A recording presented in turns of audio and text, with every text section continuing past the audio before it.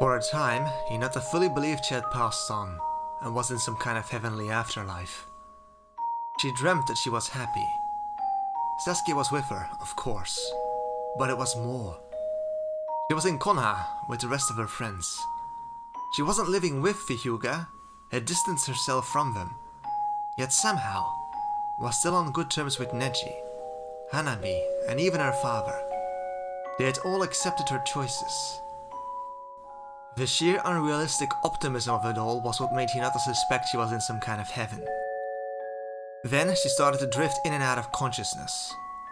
She got hazy images of a white humanoid figure hovering over her. Eventually, she remembered the last few seconds before she passed out. Zetsu, Hinata remembered this thing being called. She was in some kind of Akatsuki hideout. "She is awake," the creature said, and a familiar masked man came into view. "Sasuke will be relieved to hear it," he said. "Could they be holding me hostage to secure Sasuke's services?" was Hinata's first guess as to the situation. Hinata tried to stand up and nobody tried to stop her. "Careful. You've been asleep for 2 whole days and are still very weak." "Where is Sasuke?" she asked. Her voice was hoarse, but not from her injuries, but simple disuse. "Outside." The man nodded in a direction. "I have no doubt you'll be able to find him." Hinata continued to watch him warily. "You are free to go to him," he said, and she could hear the grin in his voice. A grin that said, "I know something you don't." Whatever. Hinata started walking in a brisk pace. Sasuke had killed Itachi. He had also killed Orochimaru. Hinata had disagreed with Sasuke's quest, but knew it was pointless to argue. But now they were done. They were free. And Sasuke had confessed his feelings to her. It was time to start the rest of their lives. When she first peeked her head out of the cave, she saw a scene of pure devastation. It was the scene of a scorched land after a forest fire, except worse. The ground itself was still smoldering in places. Sand had melted together into new forms, and wind occasionally blew gusts of ash into the air. Hinata activated her Byakugan and found Sasuke about 1 kilometer away from this position, sitting near a cliffside, bordering the sea. She started making her way over to him. From the amount of chakra he had exhausted, something she could tell with her Byakugan, Hinata knew this scene of devastation was his doing. Itachi was dead. Orochimaru was dead. They were alive and free. So why all this? Hinata dearly hoped this had just been Sasuke blowing off steam because he was worried about her. But in her heart, Hinata didn't believe it. Fate just wasn't that kind to either of them. When she got there, Sasuke was still sitting on his cliff, his feet dangling over the edge. When he turned to face and saw her, he averted his eyes, seeming unable to look at her. On his face, Hinata noticed relief, regret, shame, guilt, and a whole host of other things. "If this is about me nearly getting killed, that wasn't your fault. I chose to follow you, and I would have followed you even if you had tried to send me away." If only that was all it was. There was a bit of silence as Hinata waited for Sasuke to say more. He didn't. "You never were the type to talk about your feelings unprompted. Tell me what's going on." "I learned that my entire life has been one fucking lie!" He emphasized the angry shout by hurling a small stone at a boulder with such force it exploded. And from there, Hinata learned the secrets that the masked man told Sasuke. "I used to love my brother. He was my idol. He wasn't always there, but when he was, it was always fun. And after the massacre, I was convinced all those memories were a lie. But he was just faking it the entire time. But no, it was real. The brother that I remember, the brother that I loved, and the monster who killed my family, they are both real. They are the same. It almost makes me want to believe Madara. What hope is there for this world when love and the desire to protect, to do good, can be twisted into something like this?" There isn't any, Hinata said coldly. Her years with Orochimaru, and all the cruelties she had seen and experienced herself, had turned her into a cynic. Saving the world is beyond anyone, but we don't need to care about that. The world as a whole is bad, but it doesn't mean our world has to be. He crouched down and held his face close to hers. That's all I care about right now. Just you and me.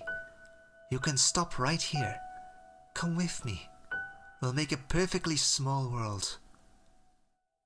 Even as she said it, and before she saw the guilt and anger on Sasuke's face, she knew she wasn't going to get her way.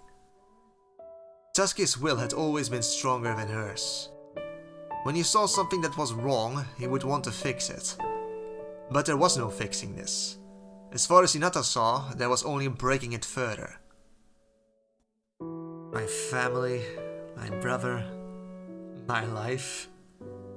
All were sacrificed by the leaf for a peace that didn't even last a single generation. Thanks to Itachi, Sasuke hadn't technically lost his life, but Sasuke himself would disagree strongly. His life had definitely ended there. He had eventually gotten his life back, but not thanks to Itachi. We helped build that shithole of a village! And now the one who gave Itachi the order is ruling that place. I can't let this go. I don't care about the reasons. What was done to the Uchiha was evil, and I can't let them benefit from it. I can't walk away from this. Again, Sasuke averted his gaze from her. I am sorry. So we're not done yet. I am not done yet. You are free to go wherever you wish. Hinata knew Sasuke loved her. He had admitted as much. Yet Hinata knew he wouldn't be swayed to let this go, no matter what she said. And if he did let this lie, it would always gnaw on him. And the care he had for her was just going to push him towards pushing her away. To not let her get caught up in the shit he was planning to stir up. What are you planning to do? I don't know. I hate Danzo, but he's just a symptom, isn't he? Itachi used to be the focus of my hate, but it's not so simple anymore as to blame only one person. It's so much larger. This wasn't an isolated incident. What happened to your uncle, my clan, the whole 4th Shinobi War? It's all connected and everywhere. I feel like the whole world is to blame. You're not going to burn down the world, Hinata said, before looking at a small part of the world he had already burned down just because he was venting. It would take too long for one thing. She was trying to inject a bit of levity into the situation, but Sasuke wasn't having it. I don't know what to do, Sasuke said again, beyond sending you away. If Sasuke was going to go after anyone, it would probably be the Hokage, and that would make an enemy of the leaf for life. Not that that would stop Sasuke, he could defend himself. But could he defend her as well? Hinata knew Sasuke loved her and she loved him. But was that enough? At that moment she was tempted not to resist. To leave as Sasuke pushed her to do. She had hated his quest against Itachi. She already hated whatever this would be even more. In the end, if she was looking for love, she could find it somewhere else as well. There were surely other fish in the sea. She could walk away. But Sasuke was more than just the object of her affections, and a ticket to a happy future. He was her best friend. Love hadn't replaced friendship, it had simply added to it. He had always defended her when she needed it most. An ally when times were darkest. She knew Sasuke's head and heart were in a very dark place right now. And Hinata could not, would not, abandon him now. You're not sending me away. If you try, I'll haunt your footsteps everywhere. I'll take your enemies as mine own, whether you'll be there with me in person or not. Sasuke gave her a hard look. I'm not going to see you helplessly cut down again. If you are to stay, you'll be a warrior again. We won't go anywhere else until I believe you can adequately protect yourself. Good. That delay will give Sasuke some time to cool down, Hinata thought. Naruto had gotten to the point where she could just about fight the Ninetales on even footing. She was never going to match him in raw strength, but she had slowly learned how to best maneuver around him, how to properly leverage the speed advantage she had over him. And with those improvements, the risks of fighting him grew smaller. Smaller, but never non-existent. The Ninetales wasn't an opponent you could take on without risk.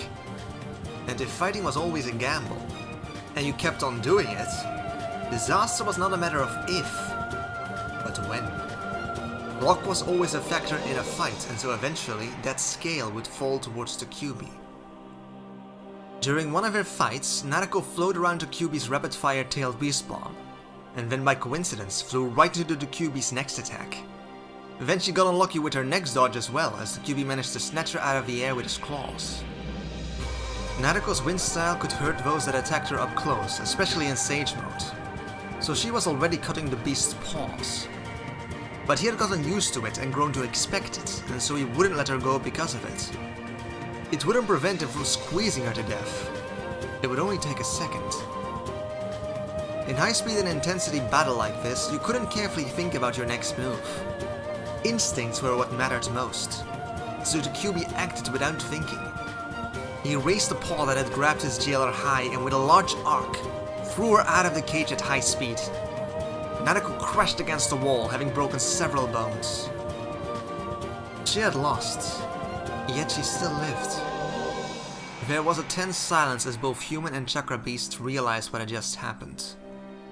The Kyuubi had been in a position where he could kill her, and he had not taken it. Kurama was trembling with anger. At himself, at Naruto, at the world and this whole fucked up situation. "Leave," he growled to Naruto. "You can't just..." Naruto began but was cut off. "I said leave!" Kurama roared, and the force of it ejected Naruto from the mindscape, where Sakura would now be forced to tend to her numerous new injuries. Kurama had won this fight, yet he had never felt like such a loser before. After 15 years of hoping for the day when he could tear Minato's legacy apart, he had finally gotten the chance and not taken it. Was he doomed to become like the 8 or 7 Tails? A mere pet for the humans that chained them? A power source to be called upon at whim? Somehow reward the humans for sealing him away? Kurama was self-aware enough to realize that he had begun to root for Naruto in her endeavors. How could he not? She was attempting to fulfill Hagoromo's dream, so he knew why he was reluctant to kill her. But that didn't make it sting any less. "I am immortal. What's waiting one more human generation before getting free?" Was a thought Kurama couldn't help but thinking, and he hated himself for it. He had sworn to himself that this exact situation, caring for his jailer, wouldn't happen. He had never felt this humiliated before. He would continue resisting. He wouldn't just become a simple power boost for Naruto. His pride wouldn't allow it.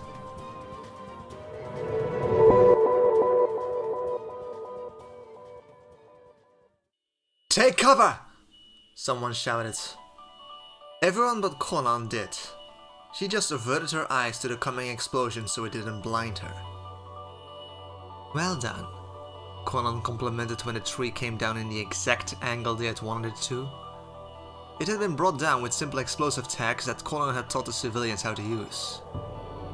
It was another one of Naruto Uzumaki's ideas, teaching common folk the use of chakra. Not for combat necessarily, but just to make their lives easier. Most ninjas would balk at being told to share their techniques with those they didn't absolutely trust, but Konan didn't mind this much. While her entire style of fighting relied on paper and explosive tags, reaching her mastery of it would take someone decades of dedicated study to master. All these people could do was make it easier to bring down trees for firewood and make mining easier. maybe set a trap for invading Shinobi if those Shinobi got really careless. Konan spent one more day with her short-term students before returning to Uzumaki. One more day of a small goodbye party being thrown in her honor. Konan admitted it was an incredibly nice feeling, knowing others were sincerely grateful for your actions, knowing that you've made their lives a little bit easier. But trying to be true heroes, the simple kind of heroes we all dream about becoming when we are children, Uzumaki had told her, and Konan was seeing the appeal. She still thought that Nagato's plan would make the world better on a grander scale, but with these little things you could actually know the names of the people you were helping, and they knew yours, and you saw results much quicker. Before she left, Konan left further instructions on how to adapt their usage of chakra into Ninshu should they wish it. That was one part of Uzumaki's new group that neither Nagato nor Konan had known about before she arrived here. Uzumaki hoped to spread a technique that would allow people to better understand each other on a spiritual level. These days, whenever Konan saw the Jinchuriki, she was usually leading a group of followers into rituals where they sat in a circle and held hands, trying to connect with each other's spiritual energies. With that and Naruto's regular preachiness, Konan thought the girl was much more like a priest or a monk than the leader of a military organization. Or like the leader of a cult, those less positively inclined towards her would say. To be fair, Konan wouldn't be surprised that in a few decades Naruto Uzumaki would have a new/old religion named after her. Of those that joined them early, many had eventually decided to return home, in hopes of advocating an end to the wars, and to spread these new ideals. Konan suspected that most of these returning ninja would meet an unfortunate end at the hands of their old villages and their leadership. But you never know. The sheer optimism that was present in this new group was infectious. All these things Konan had shared with Nagato in regular reports, as well as her own personal opinions on the matter. What those personal opinions were was complicated. Naruto's new organization had a vague resemblance to what the Akatsuki had been under Yahiko, though even Yahiko's modus operandi had been more ruthless than Uzumaki's by comparison. It made Konan feel nostalgic. It made her wish that Nagato had kept the Akatsuki closer to Yahiko's original model than the small elite club it had become. Merely thinking that thought almost made Konan feel like a traitor, but there it was. Soon after her return to Uzumaki's camp, Konan was penning her bi-weekly report to Nagato. He said that he still believed the girl would fail. Well, Konan was telling Nagato that she hadn't failed yet, and she was no longer as cynical as to believe that a certainty. Konan was important enough for a multitude of reasons that when she returned, Naruto soon invited her over for a personal report as well. Their meeting was informal, as tended to be Uzumaki's preference, near a large still lake. The report was about what Konan had been doing, as well as a report on the Akatsuki's current regard for her. Nagato had promised that if the Akatsuki would come after her, she'd be informed about it first. Konan was reluctantly impressed about just how little Naruto seemed to care whether they came after her or not. Is it bravery or foolishness, I wonder? Konan said out loud. I haven't forgotten what you did. I'd love to get an excuse to beat the crap out of you and your master, Naruto said coldly. But by now I'm convinced you're not wholly evil. That means working with you is preferable. It's not easy for me, but if doing the right thing was easy, we wouldn't be in this position. Konan did her best to ignore the nagging feeling of shame that came with Uzumaki's judging gaze. Just like most of the people here, she was being drawn into the Jinchuriki sphere of influence, and it's made you want to live up to her expectations. With that said, I'd like to meet this pain person in person. You'd willingly walk into the Rain Village, our stronghold. Yes, Naruto said simply. And I don't think you'd betray that show of trust. But the answer is no for now, Konan said. While Nagato likely would appreciate the chance to talk to the girl in person, he still believed he'd have to fight her eventually, and a face-to-face meeting could reveal some of Nagato's weaknesses. If you have a message for him, I will continue to act as an emissary. Naruto frowned but accepted that. The Hidden Rain Village has so far successfully remained neutral in the 4th Great Ninja War. Their resources should still be plenty. I was wondering if you'd be willing to send aid to places that need them. It is a truly bizarre state of affairs when the Nine-Tails Jinchuriki is asking Nagato for an alliance, Konan thought wryly. Because that's what this was. Considering what Naruto's group was doing, any aid that Nagato would send in his capacity as the leader of Rain Country would logically go through them. I will pass on the message, Konan said. She herself was curious what the response was going to be. Naruto opened her mouth to say more when suddenly her eyes widened and there was a flash and a clash of metal, an explosion. Konan's reflexes had allowed her to dissipate in a flutter of paper and reform somewhere else. Naruto, the target of the attack, was moving across the lake, dodging fireballs and large shuriken from... Long time no see, Naruto, Sasuke said in a moment where his sword was pressing against Naruto's kunai. Naruto was too surprised at the sudden attack to say anything more than... Sasuke? What the actual fuck?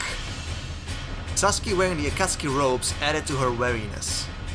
She took a moment to check that no, Konan wasn't jumping in to help Sasuke. So even if he had joined the Akatsuki, that still wouldn't explain anything. She and the Akatsuki had a truce. I am trying to repay a debt, Sasuke said, briefly letting go of his sword to weave hand signs. Fire style fireball jutsu! The move was executed so rapidly, Sasuke's sword hadn't even begun to fall yet by the time Sasuke snatched it back out of the air. Naruto, having recognized the hand signs, had swiftly formed her own. Wind-style vacuum wall! The counter was effective enough that the heat from the fire was only mildly uncomfortable. Sasuke didn't capitalize and looked at her curiously. I've never seen someone use wind-style to counter fire-style like that. Did you come up with that on your own? No. Lord Danzo taught me, Naruto said. Sasuke's expression darkened and he attacked her again. Konan, meanwhile, was only mildly less confused than Naruto. The masked man had told Nagato of what had transpired between Sasuke and Itachi, and of his semi-successful attempt to recruit him afterwards. That was weeks ago, and as far as she had heard, Sasuke Uchiha had spent a large amount of time just hiding and trying to teach Hinata Hyuga how to defend herself. It seemed that was over now. There was still a truce as far as Nagato was concerned. Konan was certain of this, but it didn't mean the masked man would honor it. Sasuke hadn't been recruited by either herself or Pain, but by the masked man himself. That meant that if someone was giving him orders, it was him. Konan knew that Pain was very reluctant to go against the man claiming to be Madara directly, so he'd probably advise caution in this situation. However, Konan disagreed. If this caused Nagato to finally break away with the masked man, then that was all to the good as far as she was concerned. She was just about to jump into the fray to help Naruto when a voice sounded from above. I wouldn't interfere. If you do, I'll have to jump in as well. Konan looked up and saw whom she assumed to be Hinata Hyuga, lounging on a tree branch that Konan sworn hadn't been there before. She too was wearing the Akatsuki robes. There are good reasons for me to stay my hand, child, but you are not one of them. You may wear those robes, but if you join us it will only be because you're Sasuke Uchiha's hanger-on. No true threat on your own. Like you being Pain's hanger-on, Hinata returned. Mock all you wish, but I faced more dangerous opponents than you, Konan said, and felt even more confident when she sensed a new arrival approaching. Well, this is quite a situation, Sakura Haruno said after she surveyed the scene. Good to see you again, Sakura, Hinata said, sounding like she meant it. Likewise, Sakura said, a little more hesitantly, and simply continued to observe Naruto and Sasuke fighting on the lake with narrowed eyes. You aren't going to help? Konan said after several seconds had passed. I assure you, Sasuke Uchiha is reportedly quite formidable. Don't you notice something off about this fight? Sakura said. Konan looked closer at the fight. Now that she mentioned it, Sasuke is underestimating Naruto. He's not even using his curse mark. Nor any of his Mangekyo abilities, Hinata added. Yet I noticed that Naruto isn't using Sage Mode either. Which she needs to be still for in order to activate, Konan says. Sakura scoffs. She has long since gotten around that little problem. No, she's not using it by choice. With those two revelations, and after observing a little bit more, Konan finally realized what was going on. This is just a spar to them? Sakura smiled. This is how those two used to say hello back when we were kids. It isn't a real fight yet, Hinata agreed. However, it may still become one. On the water, your pathetic organization lives on borrowed time. Your trusting nature has made it easy for the other villages to destroy you, which they will eventually do, Sasuke said, emphasizing its words by sending shocks of lightning at Naruto. In Sage mode, such attacks would have been stopped by her aura of wind chakra she kept around herself, but in base she was forced to backflip several times to avoid it. They haven't yet. We've gone out of our way not to step on too many toes, and maybe, just maybe, they realize we're doing a good thing! Naruto slammed her Rasengan into the water, sending the water upwards to block Sasuke's vision. Zero visibility favored the person that couldn't call on special Jujutsu eyes. Sasuke only saw her when she was right on top of him. He still managed to grab Naruto's leg as she tried to kick his face. The villagers are willing to sacrifice their own greatest heroes to protect their interests, Sasuke said, electrocuting Naruto with lightning chakra and then throwing her far away. If you think they wouldn't destroy you as soon as it benefits them, you're even dumber than I thought. I am getting sick of this, Naruto said. Her pigtails had drifted below the water, and she now used them as lances spearing out of the water, forcing Sasuke on the defensive.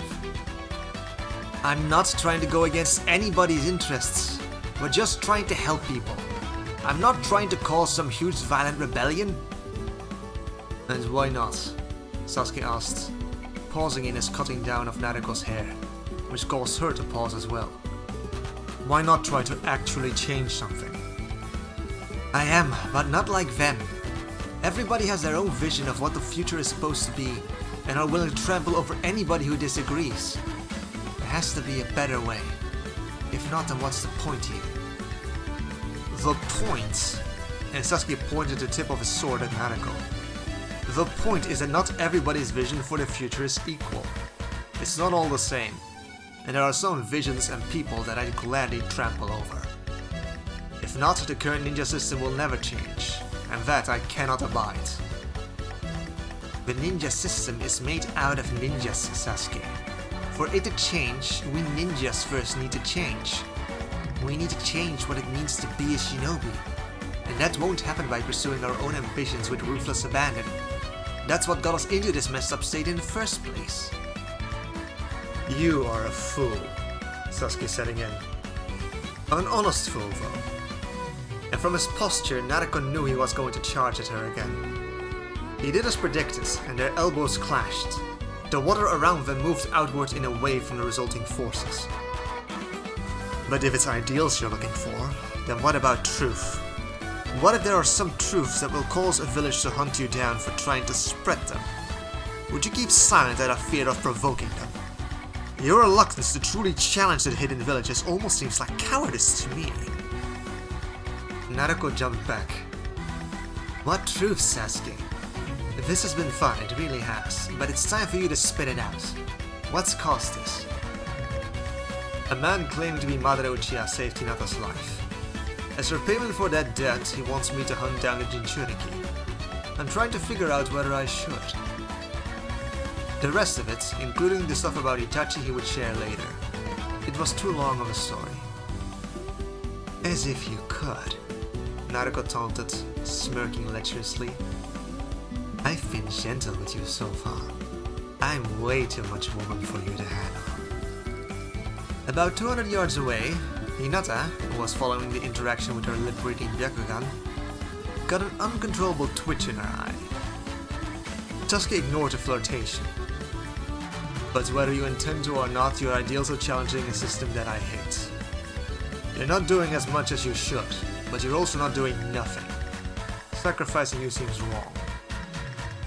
Well, thanks for not murdering me since I've done nothing wrong, Naruto said, glaring. I'm not a monster, but my hands aren't as clean as yours either. A debt is owed and a debt must be paid. And Sasuke put his sword away. But not today. For now we'll stick around and observe. And judge. Having Sasuke join them would be a huge boom to them, so Naruto agreed with that readily enough. And if this causes Konan to want to come after her even more, since she's sheltering me and Hinata, all the better. Sasuke thought. That might give him some powerful allies if and when he made his move. As they walked back towards the others, Naruto asked, "So did you officially join the Akatsuki? I know you feel indebted, but that seems a bit much, maybe?" "We didn't," Hinata was quick to point out. "But we were offered these nice new clothes, and well..." Hinata motioned towards herself, Sasuke and Konan. "Just look at them. They look so cool." "Thank you," Konan said wryly. "It's nice to see one's work appreciated." Though she didn't appreciate the fact that the masked man was handing them out to those not sworn to the organization. "You designed these cloaks?" Hinata asked. Konan snorted. "Pain-sama has many virtues. A sense of fashion isn't one of them." And with that, they returned to the camp, so Sasuke could tell his tale fully. While Naruto wouldn't go out of her way to spread that tale, she wouldn't stop Sasuke from doing so either. As Sasuke had correctly touched on, the keeping of secrets was yet another aspect of the shinobi that Naruto was trying to change. Later, Naruto set up some times during which she could spar with Sasuke again. She had missed that these last few years. In Hinata's opinion, Sasuke was just a little too eager to agree. "You're doing a lot of good work here," Hinata said at one point when she managed to catch Naruto alone. Naruto just nodded. "Sasuke thinks so too. If he didn't, Sasuke would have captured you for the Akatsuki. The gratitude he feels for saving my life is greater than his regard for yours," Hinata said. Somewhat catty, it must be said. Realization struck Naruto. Those two had been standing together a little more close than what was considered normal, and they had spent a lot of time together these last few years. Naruto smirked. "Don't worry, Hinata. While the amount of angry sex he and I would have on a near constant basis would have been the stuff of songs and legends, I don't think that relationship would have been very healthy for either of us." And she patted Hinata on the shoulder, who just glared at her. In a more serious note, Naruto continued, "If he's yours, then he's yours. I'll ask Sasuke, and if he says you're his girlfriend, then that's the end of it." Hinata was mollified, and Naruto did ask, and Sasuke did confirm. And that was indeed the end of that.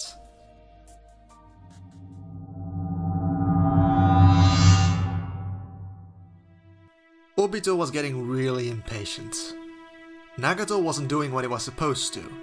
Sasuke also wasn't doing what he was supposed to. And it all seemed to come down to Naruto Uzumaki. It was ridiculous. Nagato said he wanted to give her the chance to fix the world in a gentler way. The world couldn't be saved in a gentler way. But to be fair, this world couldn't be saved Nagato's way either. In the end, this world was a hell that was beyond redemption. But how to convince anyone else of it? Naruto Uzumaki's dreams were giving people hope. In order to make people see the truth, he had to wake people up to the painful reality. He had faith that would happen eventually, regardless. But he was just getting really impatient. So one day, when the daimyo of the land of Earth was staring at a mirror, his reflection looked back at him with red Sharingan spinning eyes. Itachi had been known in the Akatsuki for being the world's biggest expert on genjutsu. What he didn't know was that Obito had at one point managed to get an entire shinobi village under his thumb by placing the Jinchuriki and Kage under a genjutsu. It was time to start pulling some strings again and write some letters. What he wanted was even easier than he had expected. Naruto Uzumaki's attempts to not make enemies had always been doomed to failure, as soon as people were deserting their own villages to join her. "So you wanted to speak to me?" Naruto asked. They were again in a clearing not far from their camp, which by now had again switched locations. They were at the border between the lands of Iron, Fire and Waterfall. Her group had been asked to facilitate peace talks between the villages, and this had seemed like a nice neutral location. Yes. While there is a truce between you and pain, Sasuke's actions make it clear Madara won't honor it. It is only a matter of time until he will come after you. I am well aware. I've known I'd have to fight him for years now. Ever since the small remnants left behind by Minato told her so. All the training I do, despite already being strong, is because I know I'll have to fight him someday. That is good to know, Konan said, and Naruto shot her a questioning look. I've always suspected that there would eventually be conflict between my master and Madara. Now that we are openly going against his wishes by refusing to attack you, I fear that conflict is imminent. I see, Naruto said, and she saw the opportunity here. Do you perhaps need help? That was indeed what I was going to ask, Konan said. Know if this is me asking this, not Pain, but I believe I can convince him. Whatever may come between you and us, I believe we will soon share this common foe. Konan knew that convincing Nagato of this would be difficult. More difficult than convincing Naruto, since this would weaken the Akatsuki immensely. Going against Madara would likely also alienate Kisame, as he was recruited by him. That left them dangerously undermanned, but Konan still thought it worth it. You've asked multiple times to meet Pain in person. I have convinced him to grant you this request, and he is on his way in fact. We may discuss it further then. Nagato had finally decided the benefits of such a meeting would outweigh the risks of his weaknesses being discovered. I can agree to that, easily, and I found that by fighting together we might... Naruto trailed off as they heard several explosions coming from their camp. Both Kunoichis took off at a run. The first they saw of the camps were the fires. The sun was in the process of setting, so it painted the land in an eerie orange color. Naruto wasn't surprised when she saw the attackers wearing Konoha headbands. She knew Danzo well enough that she knew he wanted her gone. Of all the hidden villages, she had expected an attack from them the most. It was disappointing, but she would just deal with it. She charged at a couple of familiar ink beasts that were giving some of her followers some trouble, and slashed through a room with wind chakra infused kunai. Long time no see, Sai, Naruto called out. This was the first time she'd seen him in years, and he didn't answer. He just stared at her with cold eyes. I am very sorry about all this, she said. She was sorry in more ways than one. On their way back after their mission to retrieve Hinata and Sasuke, Naruto had tried to explain to him the concept of friendship, and why they were okay with letting Hinata and Sasuke go. Naruto remembered him being intrigued at the time, yet after that she hadn't seen him for years. If she had stayed in the Leaf Village and kept in contact with Sai, she might have been able to turn him around. But she hadn't, and that single conversation wasn't nearly enough to change someone. It was an example of how Naruto had chosen to help as many people as she could, protect the world, but in doing so she had neglected her own world. Fall back, Sai ordered. Apparently he was in charge. Naruto didn't pursue and just went for some others that were still fighting. Not all of her followers were trained ninja, so they would need help. Naruto hadn't been shaken by the presence of Leaf Ninja, and she had honestly half expected Danzo to attack her at some point. But when she saw another group of attackers wearing mist headbands, her footsteps nearly faltered. She couldn't think of the implications of this. People needed her, and just like before, these attackers didn't stick around once she arrived. Feeling suspicious, Naruto glanced back and saw that Sai and his group had returned. Shit, Naruto thought. She knew this tactic. Naruto, and perhaps a few others in this camp as well, were individuals that only very few people in the world could fight. And so they simply didn't. They attacked weaker targets, and when she or one of the other elites arrived, they would melt and just run away. At that point she could pursue, which meant she was occupied and not helping somewhere else. Or, if she didn't pursue, the attackers would return after she was gone, and continue causing havoc and trying to kill weaker targets. Fortunately, Naruto could be in many places at once. Shadow Clone Jutsu! And 100 Shadow Clones appeared, running in all directions with the intent of helping everywhere. Most Jonin level opponents would be able to pop these, but not without effort, and they wouldn't know which was the real one. Which meant that simply fleeing from her wouldn't work unless they wanted to give up on the whole attack. From her clones occasionally being destroyed, she got a grim picture of what had happened. Dozens of her followers had perished in the initial surprise of the attack. Her camp often doubled as a triarch for the injured and the sick, and an attempt had been made to kill them as well. But Sakura had been able to put a stop to that, though she had gotten some minor injuries in doing so. The worst though were the other headbands she could see among the attackers. Stone headbands, cloud headbands. It seemed that 4 hidden villages had attacked them in a coordinated strike, the 4 groups attacking from 4 different directions. Can't think about that now. Don't think about it. Fight now. Save. Protect. Think later. Naruto was never worried they'd be overrun. There were simply too many monsters on her side. Self, Kakashi, Sakura, and notably Sasuke and Konan. Both of them were mercilessly cutting down and exploding their opponents respectively. It was a level of ruthlessness that Naruto had been trying to discourage. But for once she didn't bother to say anything. They were hardly the only ones. Kakashi also didn't bother to hold back, though Naruto herself still settled for breaking bones and incapacitating her enemies. Just when she felt the battle stabilize with no more of her people getting hurt when all those elites she had stabilized the battle, she heard a deep sound from a horn blowing. It was a sign to retreat for the attackers. "Let's go and make them pay," someone suggested. "No," Naruto said. She looked around at the fires that were still burning and felt numb. It wasn't the damage that had been done, but rather the implication of how it had been done. 4 hidden villages. All but the sand had been involved. We'll look after our own and set a close watch in case the enemy decides to return. She went to find Kakashi and the other leaders so she could relay those orders. Although she had no intention of delegating that duty, she wanted to keep busy, to work so that she wouldn't have to think. "Naruto," she heard Sasuke call out. His sword was bloody. Hinata was with him as usual. "We need to revisit our earlier discussion." "Not now, please," Naruto nearly begged. There was work to be done. Her movement felt lethargic.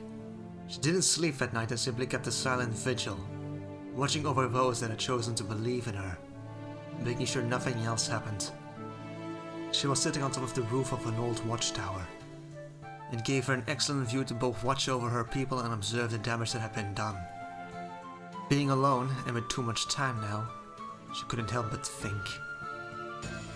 4 hidden villages. It set a new record of the amount of shinobi villages that could work together towards a single goal. It broke the record of 3 shinobi villages working together to destroy the village hidden in the whirling tides, Uzushigakure, the ancestral village of the Uzumaki clan. They had won this battle, but it hardly seemed to matter. Naruto had done nothing but preach that the world could come together and work together. She had hoped that the great villages could come to an understanding, though she hadn't tried to work towards that goal specifically. She was just trying to keep things simple and just head out to help as many as they could. Well, as it turns out, the hidden villages had come together to attack her. Something like this couldn't have been arranged without the consent of the daimyos, with the exception of the Fire Lord since he didn't have control over Konoha anymore. It was less of an attack and more of a message. It was like the entire world had come together to reject them and what they were trying to do. After this, Naruto had no doubt that the great villages would resume trying to destroy one another. What meaning could be found in her words now? In her insistence in not trying to antagonize the hidden villages needlessly, in not trying to repay violence with violence, in showing kindness and compassion to others so that kindness and compassion may be shown to you in turn. None of it had mattered. Sitting on the roof of an old watchtower, overlooking the smoldering remains of her camp, Naruto found herself crying. She couldn't help it, despite knowing that this would turn her into a poor lookout. So distraught was she that she didn't even notice a new arrival. "Take this and dry your tears, Uzumaki," she heard a deep voice. She turned and found a man with orange hair covered in piercings. It was the purple eyes with rings in them that clued her into this man's identity. He held out a small handkerchief to her, which she took. "Pain, I presume?" Naruto guessed, after drying her eyes. "Yes," he said, and glanced at the aftermath of the battle below. "It has finally happened then. You expected this?" "Of course. You were told. I believed you would fail, but all who seek to save the world through kinder means deserve a chance to try. You have tried." "And failed," Naruto said. "I was wrong." "No," Pain said harshly, and Naruto looked to him in surprise. "You are not wrong, Uzumaki. It is the world that is wrong. This world does contain good people, like you. But this world either destroys them or beats them down until they become impotent or nothing more than another part of the problem." Pain looked ahead, staring into nothing. "You remind me of a dear friend of mine. He too saw how unfair the world was, and founded an organization to try and fix those flaws wherever he found them. He found and inspired others and convinced them that a better world was possible." "What happened?" Naruto asked. "You already know what happened," Pain said. It was true, she could guess. "Know that I have nothing but respect for what you try to accomplish here, Uzumaki. But this world is like a spoiled child. Gentle words and rewards will only bring us so far. It must be beaten and punished so it will learn. It must be dragged kicking and screaming towards its own salvation." Pain stood up and looked at her. Those purple eyes were cold, but the voice was not unsympathetic. "You know what I must do now." And she did. "If I were to disappear right now, my people would fall into even greater despair. They need me." "I will not be swayed from this, Uzumaki. The needs of your followers pale in comparison to the needs of a world." "Give me a day, please. Give me a day to reassure them, to put my affairs in order and plan for what comes next. Tomorrow I will face you. I will not run, I swear." Pain looked at her and tried to judge her sincerity. He nodded. "I will give you this day. Make your plans. Speak and spend time with your loved ones. Find what closure and peace that you can. Tomorrow I will expect you at the break of dawn." Naruto suggested the location for their battle, where there would be no chance of collateral damage. A clearing not far from here, so it was agreed. And that's the end of part 38. Nikes out.